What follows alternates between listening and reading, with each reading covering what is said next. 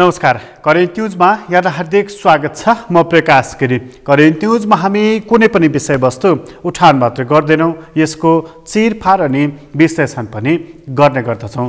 राजनीतिक दलका नेताहरू आरोप प्रत्यारोपमा व्यस्त त छँदै नै थिए। अब आरोप प्रत्यारोपबाट उनीहरू अर्को खालको धन्दामा उत्रिन थालेका छन्। आरोप प्रत्यारोपको स्तर त उनीहरूले कुल्चिसकेका छन्।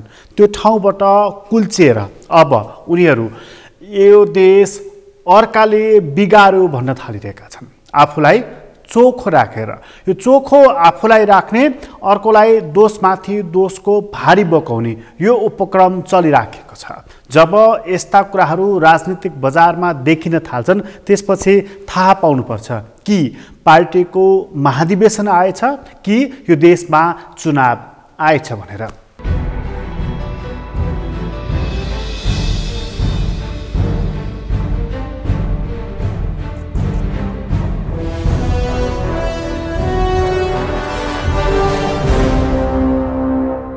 दलका नेताहरूको अहिलेको अभिव्यक्ति हेर्दा देशमा चुनाव आएछ भनेर भन्नुपर्ने अवस्था छ।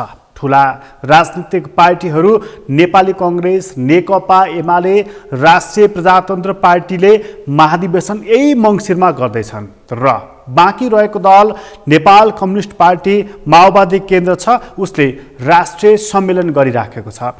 यी चारवटा प्रमुख राजनीतिक पार्टीहरू महाधिवेशन र राष्ट्रिय सम्मेलनमा छन्। त्यसो हुँदा उनीहरू पार्टीभित्रै आफू अब्बल दर्जाको, अर्को चाहिँ काम नलाग्ने, अर्थात् आफू अकबरी सुन, अर्को चाहिँ 22 क्यारेटको सुन हो भनेर देखाउने क्रम चलि नै राखेको छ। अनि अर्को पार्टीको नेतालाई चाहिँ दक्षिणपन्थी, आफू उग्र क्रान्तिकारी र उग्र सुधारवादी भनेर देखाउने क्रम पनि जारी नै रहेको छ। त्यो देखाउने क्रममा नेपाल कम्युनिस्ट पार्टी, माओवादी केन्द्रका अध्यक्ष पुष्पकमल दाहाल प्रचण्डले केपी शर्मा ओलीलाई राजालाई फर्काउन कोसिस गरिराखेको आफूले सुनेको भनेर फर्स्ट ह्यान्ड इन्फर्मेसन आफूले पाएको भनेर जानकारी दिएका छन् सार्वजनिक मञ्चमा। यो कुरा कति सत्य हो, यो कुरा पुष्टि हुन सक्छ कि सक्दैन? पुष्टि भएन भने यो कुराले पुष्पकमल दाहाल प्रचण्डलाई कति क्षति पुर्याउनेछ, उनले यसको मूल्याङ्कन गरेका छन् कि छैनन् उनै जानुन्। तर उनले सार्वजनिक मञ्चमा चाहिँ नेकपा एमालेका अध्यक्ष केपी शर्मा ओलीले राजाका मानिसलाई भेटेर तिमीलाई फिर्ता ल्याइदिन्छु, ल्याउनको लागि कोसिस गर्दैछु भनेर बताएको कुरा बताएका छन्। यो कुरा बताइ नहुँदा पुष्पकमल दाहाल प्रचण्डले केपी ओलीलाई राजा परस्त, दरबार परस्त, राजावादी भनाउन खोजेको देखिन्छ। केपी ओलीले पुष्पकमल दाहाल प्रचण्डलाई के भने भन्ने कुरा हामीले अघिल्ला अङ्कहरूमा पनि चर्चा गरेका छौँ। उनले उनलाई भडुवा भनेका छन् र यो क्रम अझै जारी रहेको छ। को दक्षिणपन्थी, को क्रान्तिकारी कम्युनिस्ट नेताहरूमा यो आफू 24 क्यारेटको हुने क्रम अझै होड चलिराखेको छ। आजको अङ्कमा कुरा यति मात्रै छैन, यो होड त चलि नै राखेको छ, तर यो होडसँगै यसमा एउटा गम्भीर ध्यानाकर्षण पनि भएको छ पूर्व राष्ट्रपतिको। त्यो प्रसङ्ग पनि हामी लिएर आउनेछौँ। सुरुवातमा चाहिँ ओलीलाई राजावादी भन्नको लागि कुनै कसर बाँकी राखेका छैनन् पुष्पकमल दाहाल प्रचण्डले। सुरुवातमा त्यो कुरा प्रस्तुत गर्दैछौँ।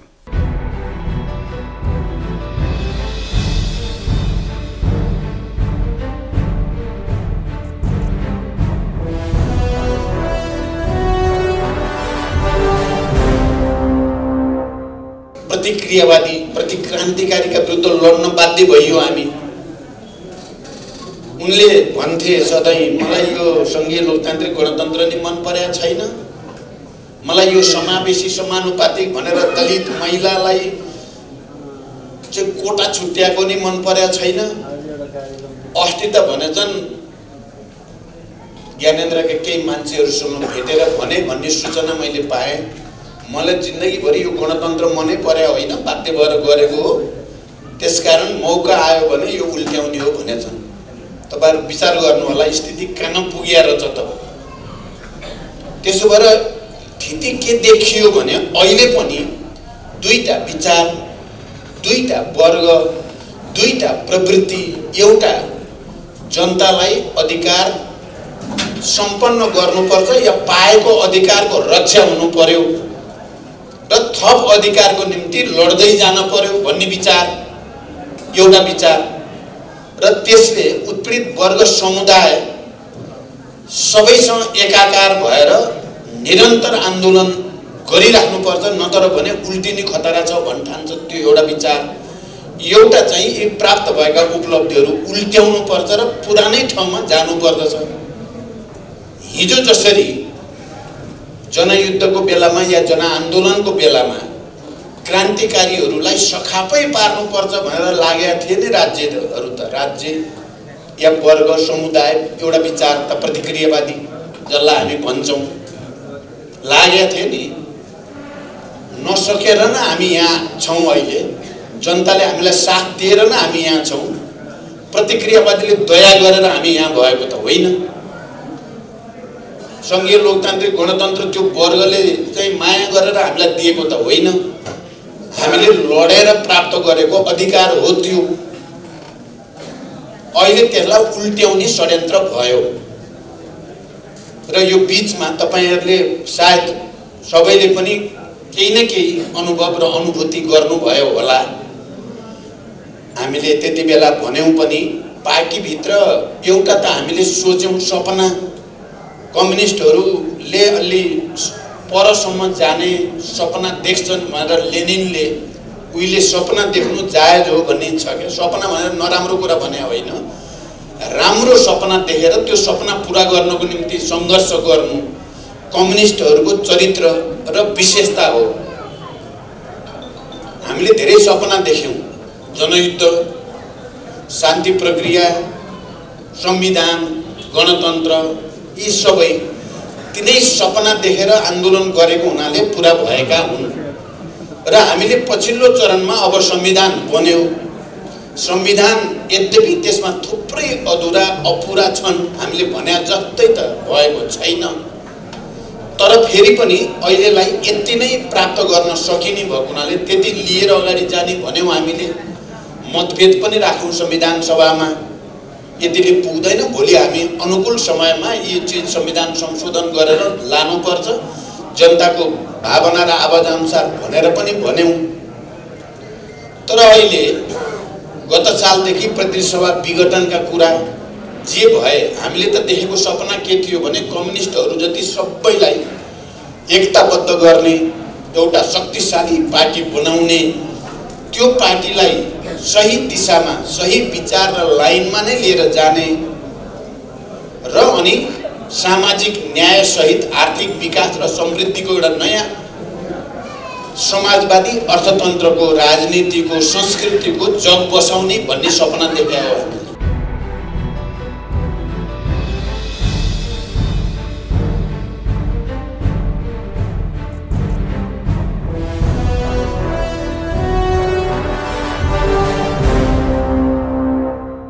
पुष्पकमल दाहाल प्रचण्डले केपी ओलीलाई लगाएको आरोप हामीले प्रस्तुत गरिहाल्यौं। केपी ओलीले पुष्पकमल दाहाल प्रचण्डलाई के भन्दछन्, उनी के ठान्दछन् भन्ने कुरा पनि हामीलाई थाहै छ, किनभने सार्वजनिक मञ्चमा केपी शर्मा ओलीले पटक पटक केपी शर्मा ओलीले पुष्पकमल दाहाल प्रचण्डप्रति आफ्ना टिप्पणीहरू सार्वजनिक गरिसकेका छन्। यो प्रसङ्गलाई यही थाती राख्ने हो भने केपी ओलीप्रति पुष्पकमल दाहाल प्रचण्ड मात्र होइन, माधव नेपाल पनि खनिएका छन्। भर्खर पार्टी फुटेको छ, यो तोड त छँदै नै छ। 30औं वर्षदेखिको सङ्गत छुटेको छ, त्यो तोड पनि छँदै नै छ। अनि अर्कोलाई नीचा देखाएर आफू महान हुँ भन्ने देखाउने क्रम पनि जारी नै रहेको छ। त्यस्तोमा माधव नेपाल भन्दैछन् गनायो भ्रष्टाचारले, नाकै थुन्नुपर्ने अवस्था भयो भनेर। देशप्रति कसैको माया नै रहेन र यो माया नभएकै कारणले यो देश बनेन भनेर उनी बताइरहेका छन्। तर यो अठोट, यो सोच र यो आकाङ्क्षा हाम्रो छ भनेर उनी दाबी गरिरहेका छन्। भ्रष्टाचार गर्दिन भनेर डुङडुङती गनाउने गरी भ्रष्टाचार केपी शर्मा ओलीकै पालामा भयो भनेर उनी किटान गरेर भनिरहेका छन्। नाक थुन्नु पर्ने अवस्था बन्यो भनेर पनि उनी आरोपित गरिरहेका छन्। हुँदाहुँदा राष्ट्रपतिमाथि पनि उनले तानेका छन्, लान्छना लगाएका छन्। राष्ट्रपतिलाई सुखशैल गरेको सन्दर्भलाई लिएर त्यो कुरा अब हामी प्रस्तुत गर्दैछौँ।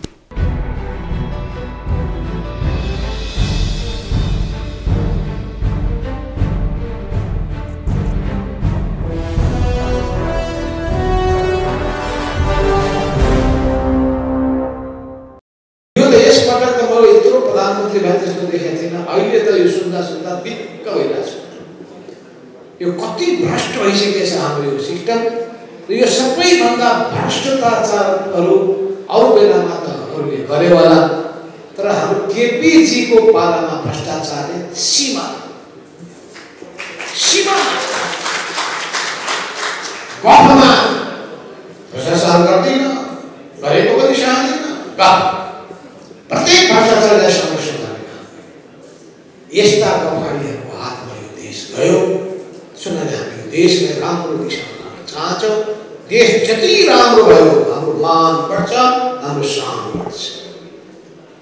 देश जति राम्रो अगाडि बढ्यो जनता खुसी हुन्छन्, जनताको जीवन अत्यन्तै समृद्ध हुन जान्छ। जनताको जीवन जति समृद्ध हुन्छ छोराछोरीहरू त्यतिकै पढे लेखेको काबिल योग्य कुशल प्रतिभाशालीहरू देखिन्छ। हामी एजेन्डा बनाऊ हाम्रो देश किन बनेन भन्ने विषय कहाँ रहेको छ समस्या। हाम्रो प्लानिङ हेर्नुहोस्, अहिले पानी जहाज कम्पनी चाहिन्छ। अहिले गफाडीको गफ कुन ठाउँमा बनाउनु? मैले हाम्रो पर्यटन मन्त्रीलाई भन्नु तपाईँ जहाँ पाए त्यहाँ एयरपोर्ट बनाउने कुरा नगर्नुहोस्। अहिले त प्रत्येकलाई आफ्नो गाउँमै हेलिकप्टर त्यो चाहिन्छ, त्यो एयरपोर्ट चाहियो। हुँदा देशको यत्रो गरिब देश नेपाल छ, बालुवाटारमा हेलिप्याड त्यो किन त्यो अग्लो होमा थाहा पनि थिएन। अस्तिको प्रधानमन्त्रीले मन्त्रीहरूलाई मेरो घरमा पठाइदिनुहोस्, जानुहोस् त्यो बाढी पहिरो हेर्ने त किनभने त्यही हेलिप्याड छ। हेर्नुहोस् न, त्यहाँबाट त्यहाँ 10 मिनटमा पुगिन्छ एयरपोर्ट। अनि त्यो करोडौँ रुपियाँ खर्च गर्ने हो। म सुन्दैछु कि राष्ट्रपतिको पनि निवासमा अर्को एयरप्याड बनाउने कुरा भइरहेछ। हेलिप्याड त्यो हेलिप्याड बनाउने हो। म यसो विरोधी हुँ, जानुपर्छ। त्रिभुवन अन्तर्राष्ट्रिय विमानस्थल टाढा पनि छ। त्यसो अवस्थामा यस्ता एक पैसा जनताको पसिनाबाट आएको पैसाको सदुपयोग कसरी गर्ने भन्ने कुराको चिन्ता चासो छैन।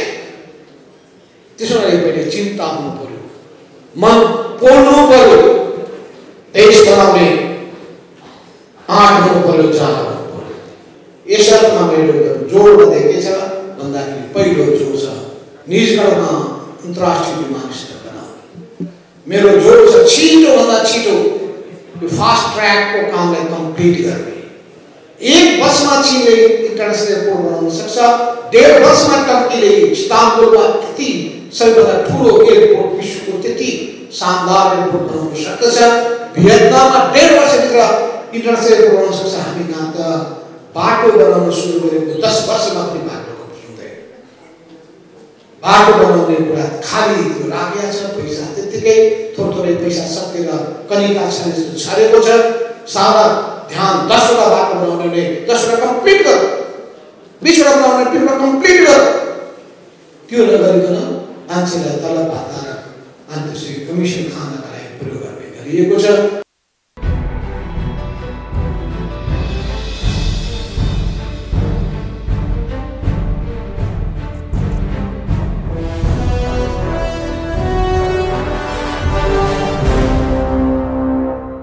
आरोप प्रत्यारोपको खेल चलि नै राखेको छ।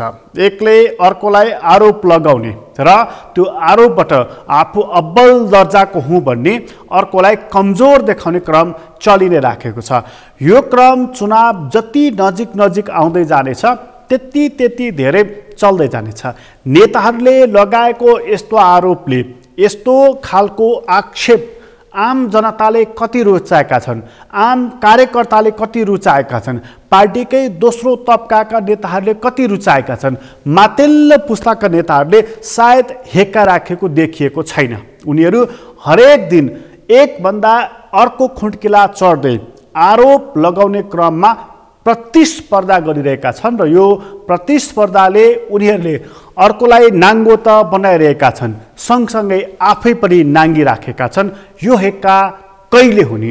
यो हेक्का भएको दिन मुख लाजले रातो पिरो हुनेछ र त्यति बेला केले ढाक्ने?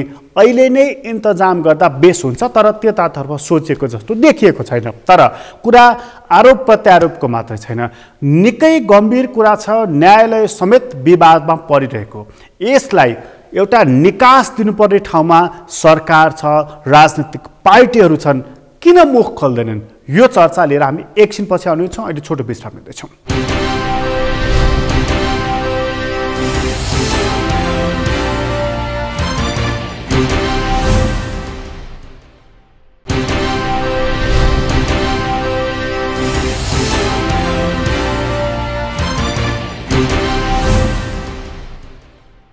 विश्रामपछि पुनः स्वागत छ। हामी करेन्ट न्युजमा छौँ र करेन्ट न्युजमा चर्चा गर्दैछौँ हामी नेताहरूको आरोप प्रत्यारोपको बारेमा। तर देशमा यति गम्भीर खालका घटनाहरू भइराखेका छन्, नेताहरू एकले अर्कोलाई थारे हात लगाउनमै सीमित रहेका छन्। इतिहासमै न्यायालय यसरी मुछिएर आएको छ र उसप्रति निकै ठुलो प्रश्न उठिराखेको छ। न्याय सम्पादनको बारेमा मात्र होइन, यहाँ न्यायालयले गरेका कामहरू, न्यायाधीश र प्रधान न्यायाधीशको दोहोरीले यो निकै ठुलो लपेटमा पारिदिएको छ नेपालको राजनीतिलाई र न्यायालयको गरिमा पनि घट्ने हो कि भनेर चिन्ता पनि प्रकट भइराखेको छ। सरकारले यसमा मध्यस्थता गरेर ट्र्याक टु डिप्लोमेसी मार्फत नै भए पनि एउटा निकास दिनुपर्ने थियो, तर सकिरहेको छैन। प्रधानमन्त्री विदेशमा, कानुन मन्त्री मौन बस्ने, राजनीतिक पार्टीहरू अनदेखा गर्ने यो क्रम किन चलिरहेको छ? संविधान सभाकै अध्यक्ष सुभाष नेमाङको भनाइ सुन्ने हो भने राजनीतिक पार्टीहरूले न्यायालयप्रति हस्तक्षेप गर्नुहुन्न र यो केसमा पार्टीहरू बोल्नु ठिक हुन्न भनिरहेका छन्। उनकै भनाइलाई अरूले पनि अनुसरण गरेका हुन् अथवा यही राय, यही सुझाव अरूले पनि लिएका हुन्, यो प्रश्न गम्भीर छ। तर पूर्व राष्ट्रपति डाक्टर रामवरण यादवले यसमा गम्भीर चासो प्रकट गरेका छन्। निकास देऊ, यसमा मौन बस्न मिल्दैन भनेर।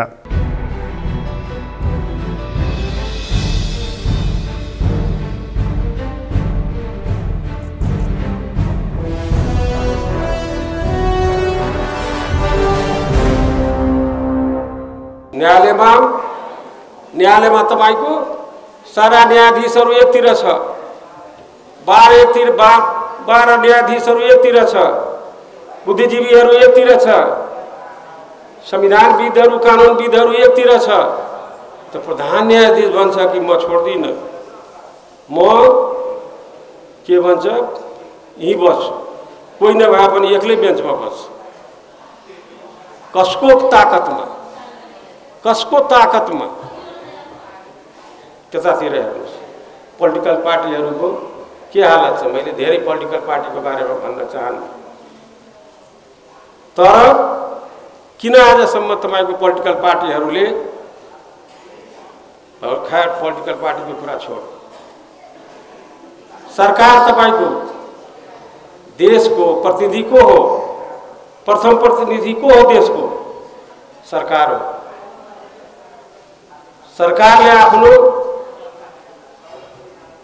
ट्र्याक टु डिप्लोमेसीबाट न्यायमा प्रतिष्ठित व्यक्तिहरू, लब्ध प्रतिष्ठित व्यक्तिहरू, कानुनविदहरू, तिनीहरूसँग सल्लाह गरेर ट्र्याक टु डिप्लोमेसीबाट त्यसलाई सल्भ गर्नु हुँदैन। कानुन मन्त्रीलाई जस्टिस मिनिस्टर भन्दैन संसारमा, कानुन मन्त्रीलाई जो गर्न सक्दैन हो।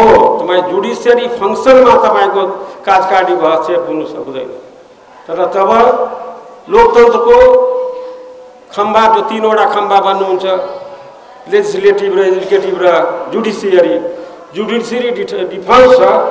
आज संसारको सामनेमा हाम्रो प्राइम मिनिस्टर चाहिँ सामान्य प्राइम मिनिस्टर बेलायत जानु भएको छ, तर आज बेलायतीको सामने या संसारको सामने नेपालको न्यायालयको यो अवस्था छ कि कसरी हामीले आफ्नो टाउको चाहिँ संसारको सामने चाहिँ देखाउन सकिने। अहिले पनि पिस प्रोसेस तपाईँले कन्क्लुड गर्नुभएको छैन। अहिले पनि तपाईँको के भन्छ कि जो आन्दोलनहरू भएको थियो त्यसमा चाहिएको सारा जुन सफर गरेछ त्यसलाई अहिले पनि तपाईँले के भन्छ भोलि युएनमा क्वेसन उठ्दैन नेपालको अदालतको बारेमा कि नेपालको अदालत त आफै तपाईँको लथालिङ्ग छ, उसले गरेको कुरा हामी कसरी स्वीकार गर्ने, कसरी राष्ट्रको स्वाभिमानलाई र राष्ट्रको के भन्छ एकता अखण्डतालाई हामीले काम गर्न सक्छौँ र राष्ट्रिय स्वाभिमानलाई कसरी बचाउन सक्छौँ। निश्चय नै आज तपाईँहरूले सुन्दै मैले अब धेरै बोल्न चाहन्न। म यो भन्न चाहन्छु कि म यति भन्न चाहन्छु कि कहिले सुन्नुभएको थियो कि के भन्छ ऊ प्राइम मिनिस्टरले के भन्छ प्रधान न्यायाधीशले आफ्नो हिस्सा खोजेको छ कहाँ त मन्त्रीमण्डलमा, कहाँ त संवैधानिक निकायमा। कहिले सुन्नुभएको थियो आजदेखि पञ्चायतकालदेखि तपाईँले अहिलेसम्मको न्यायिक इतिहासमा कहिले सुन्नुभएको थियो न्यायाधीशको कहिले यसले भाग खोजेको थियो? त्यसै चाहिँ कि यो हावा बगेको छ। आज देशभरिमा प्रधान न्यायाधीशलाई पत्या छ। प्रधान न्यायाधीशलाई जब पत्याएन भने एक दिन न्यायालयमा को माथिको विश्वास जब जनताको उठ्छ भनेर कहाँ देश कहाँ जान्छ।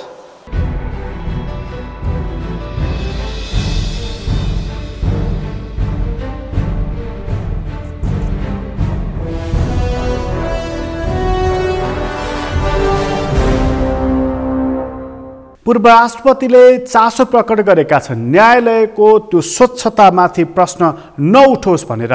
उठेको छ भनेदेखि समयमै निरूपण होस्, त्यो थिलथिलो नहोस्, त्यो नगिजोलियोस् भन्ने उनले चासो प्रकट गरेका छन्। यो तहसम्म राजनीतिक पार्टीहरूले किन सोचिरहेका छन्? राजनीतिक पार्टीहरूले अदालतमा चढेका मुद्दा अनि त्यहाँ पेशीमा चढेका मुद्दाहरूमा नबोल्नु एउटा कुरा हो, बोल्न हुँदैन पनि। तर न्यायालयको स्वच्छतामाथि र त्यहाँबाट भएका प्रभाव दबावहरूको माथि उनीहरूले सङ्कट टार्नको लागि भूमिका किन खेल्न सकिरहेका छैनन्? यो प्रश्न चाहिँ गम्भीर छ। किनभने कतिपय नेताहरूले सार्वजनिक अभिव्यक्ति अब दिन थालेका छन्, कसैले वक्तव्य पनि दिन थालेका छन्। यो कुरालाई एकछिन थाती राख्ने हो भने नेपाली कांग्रेसका वरिष्ठ नेता रामचन्द्र पौडेलले मुख खोलेका छन् सेटिङमा शेरबहादुर देउवा प्रधानमन्त्री भएका हैनन् भनेर।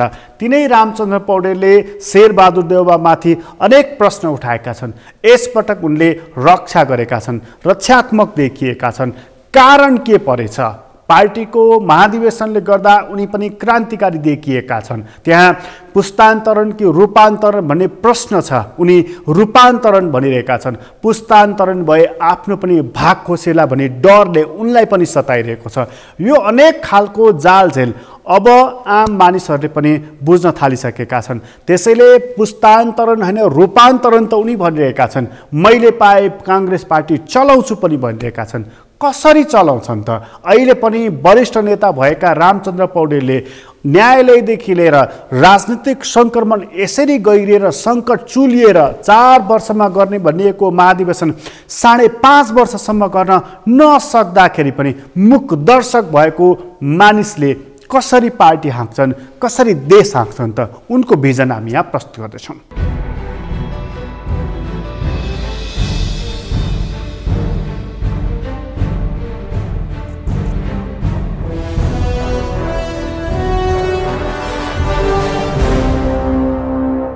यसका संस्थाहरू नै कता कता अस्थिर भएको देखियो। आज संसद चल्न नसकेर अस्ति भर्खरै संसद फेरि स्थगित भएको छ। अदालतको चाहिँ यो त्यो अवस्था छ। त्यस्तै गरेर चाहिँ अब हाम्रो चाहिँ अरू संवैधानिक निकायहरू चाहिँ त्यस्तै हालतमा छन्। पोलिटिकल पार्टीहरूको त्यो हालत छ। आज राजतन्त्र गइसकेपछि पोलिटिकल पार्टीहरू नै नेपाली जनताको भरोसाको केन्द्र हो। तर राजनीतिक पार्टीहरूको अवस्था के छ? कम्युनिस्ट पार्टीको हालत हामीले देखिहाल्यौँ। त्यत्रो 2/3 बहुमत ल्याएर पनि त्यो चकनाचुर भएर गइरहेछ। अब बाँकी रहेको नेपाली काङ्ग्रेसले पनि चाहिँ जुन किसिमको भूमिका निर्वाह गर्नुपर्ने हो त्यो नसकेको म आफै पनि स्वीकार गर्छु कि चाहिँ त्यो भूमिका राष्ट्रको नेपाली जनतालाई भरोसाको केन्द्र बन्ने भूमिका काङ्ग्रेसले अझै पनि निर्वाह गर्न सकिरहेको छैन। त्यो नसकेको कुरा मलाई चिन्ता छ। त्यसो भएर म काङ्ग्रेसलाई कसरी नेपाली जनताको भरोसाको केन्द्र बनाउने, अर्थात् कसरी यो प्रजातन्त्रको दरिलो सम्बल बनाउने, कसरी लोकतन्त्रलाई चाहिँ मजबुत गराएर लोकतन्त्रको चाहिँ वारिस काङ्ग्रेसलाई बनाएर र यो मुलुकमा लोकतन्त्रलाई सुनिश्चित गर्ने। लोकतन्त्रलाई सुनिश्चित गर्ने भनेको त यसका संस्थाहरू त्यही अनुसार फङ्सनमा आउनु पर्यो। यसको चाहिँ पोलिटिकल पार्टीका फङ्सन विधान अधिवेशनहरूदेखि लिएर मिटिङहरूदेखि लिएर तिनका शाखा प्रशाखाहरूको चाहिँ सञ्चालन र अधिवेशनहरू मिटिङहरू त्यो व्यवस्थित रूपले चलेको हुनु पर्यो। त्यस्तै गरेर चाहिँ राजनीतिक पार्टीहरू व्यवस्थित रूपले चलेको हुनु पर्यो। त्यस्तै गरेर चाहिँ देशको चाहिँ संवैधानिक निकायहरू व्यवस्थित रूपले चलेको हुनु पर्यो। देशको चाहिँ राज्य सत्ता पनि चाहिँ एउटा सिस्टममा चलेको हुनु पर्यो र देशको अदालत सम्बन्ध एउटा चाहिँ मर्यादामा रहेको हुनु पर्यो। आज यी सबै कुराहरूमा कहीँ न कहीँ प्रश्न उठिरहेको अवस्था। जुन ठाउँमा मैले मधेस लोकतन्त्रलाई सुनिश्चित नेपालमा कसरी गर्ने, मेरो एजेन्डा नै लोकतन्त्र हो। अहिले मेरो एजेन्डा नै लोकतन्त्र हो। फेरि पनि लोकतन्त्र एजेन्डा बनाउनु पर्नुमा यसमा पनि मलाई चाहिँ दुःख छ। किनभने लोकतन्त्रको एजेन्डाको मुद्दालाई छिनोफानो गरेर त्यसलाई ल अब हामी एउटा सुनिश्चिततामा गयौँ भनेर अब हामी आर्थिक विकास र सामाजिक विकासको बाटोमा हामी जानुपर्ने थियो। त्यसकारण चाहिँ हामी अझै पनि फेरि राजनीतिक कुराकै चाहिँ टुङ्गोमा हामी अझै पनि अल्मलिन पर्नु यो दुःखद कुरा हो। तर पनि अब यसमा हिम्मत हार्नु हुँदैन। हामी राजनीतिक व्यवस्थाको छिनोफानो र भइसकेको कुरालाई सुनिश्चितता, यो आएको परिवर्तनलाई जोगाउने काम, आएको परिवर्तन र आएको व्यवस्था, यो व्यवस्थालाई सुनिश्चितता दिने काममा अहिले हामीले चाहिँ नि सङ्घर्षशील भएर काम गर्नु परेको छ।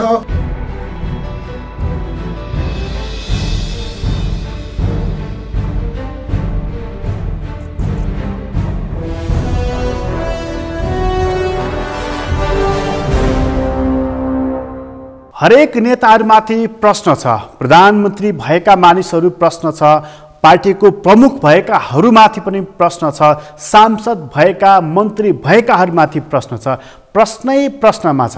करिब 200 देखि 300 जना मानिसहरू रजगज गरिरहेका छन् र तिनै मानिसहरूमाथि प्रश्न छ र तिनै मानिसहरू र आम जनताको यो भुइँ तहको बीचमा सम्बन्ध टुटेको छ, जसले गर्दा आम मानिसहरू एउटा कुरा खोजिरहेका छन्, पार्टी र नेताहरू अर्कै कुरा गरिरहेका छन्। जब यो सम्बन्ध जोडिँदैन तब यी दुईटा टापु जस्ता हुन पुग्दछन्। अहिले यस्तै खालको स्थिति बनिराखेको छ। तर पार्टीको महाधिवेशन सम्बन्ध जोड्ने एउटा सेतु हो, आम चुनाव सम्बन्ध जोड्ने अर्को सेतु हो। यी दुवै कुरा महाधिवेशन र आम चुनाव दुवैले राजनीतिक पार्टीहरूलाई भुइँमा पुर्याइदिन्छ, आम मानिसहरूलाई माथि रहेकाहरूसँग जोडिदिन्छ र एउटा नयाँ ताजा हावा बहने मौका दिन्छ। त्यो ताजा हावा दिने मौकाले त्यहाँ अवसरहरू सिर्जना गरिदिन्छ, चुनौतीहरू खडा गरिदिन्छ र नेतृत्वमा नयाँ पालुवा पनि पलाउन सक्दछ, पलाउनु पनि पर्दछ। त्यसले नेपालको काया पलट गरोस् भन्ने हरेक नेपालीको चाहना रहेको छ। अहिले पासपोर्टको लागि लाइन बसेका नेपालीदेखि लिएर पार्टीमा आइरहेका युवा पङ्क्तिसम्मले खोजेको कुरा यही नै हो। त्यो कति सम्भव छ? यसै पटक त्यो कति सम्भव होला? प्रश्न त्यहाँनिर रहेको छ। करेन्ट न्युज अहिलेलाई यति नै। करेन्ट न्युजबाट म प्रकाश गिरीलाई बिदा दिनुहोस्। सगरमाथा टेलिभिजन हेर्दै गर्नुहोला। नमस्कार।